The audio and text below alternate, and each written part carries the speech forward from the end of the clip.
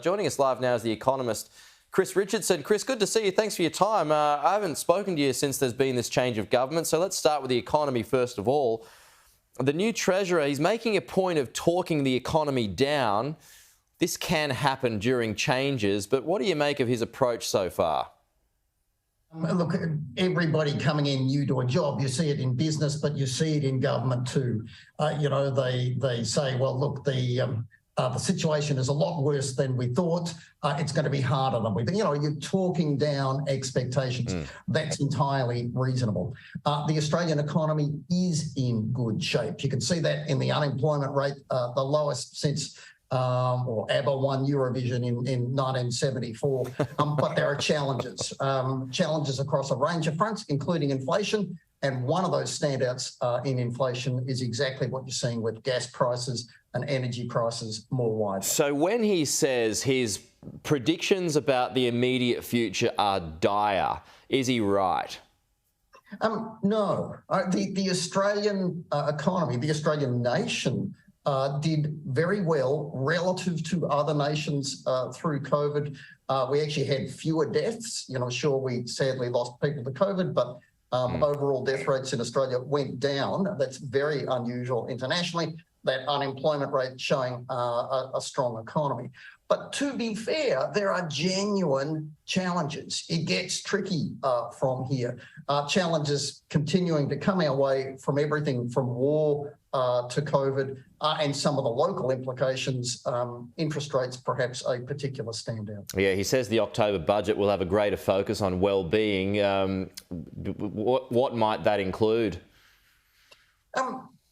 If our politicians could make our cost of living lower and so our standard of living higher, if it was that easy, they'd have done it a long time ago. Basically, when you get politicians talking that talk, we saw it with the last government, we're seeing it with this government, we're mostly talking about Band-Aids and sticky tape. Now, there's political sense to that. The economics of the particular challenges that we face, they're basically global. We cannot fix, the impact of a war in Europe either through the budget or through interest rates. What about we talked about the energy crisis at the moment. What's the approach here? The government not really going down the path of pulling the trigger yet, possibly increasing reserves. What are your thoughts on the moves made so far?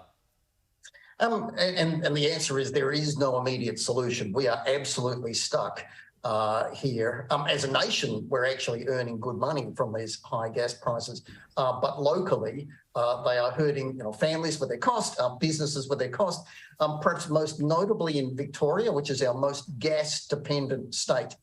You cannot solve this overnight, and it began as a mess even before that war in Europe cut into the available supply from Russia, and the cold snap here in Australia added to demand as well. We have this tiger by the tail. We do need to do two sets of things. One is more continuing around renewables. Ultimately, that's where the future lies. In the meantime, though, we do still need that reliability from baseload. Yeah. Just a final one here. Does the RBA go big next week, Chris? Look, I hope not. And I'll admit I'm a minority on that. An ongoing inflation problem is the thing that you've got to fear, and you will see that in wages. And so far, Australia has not seen that in wages.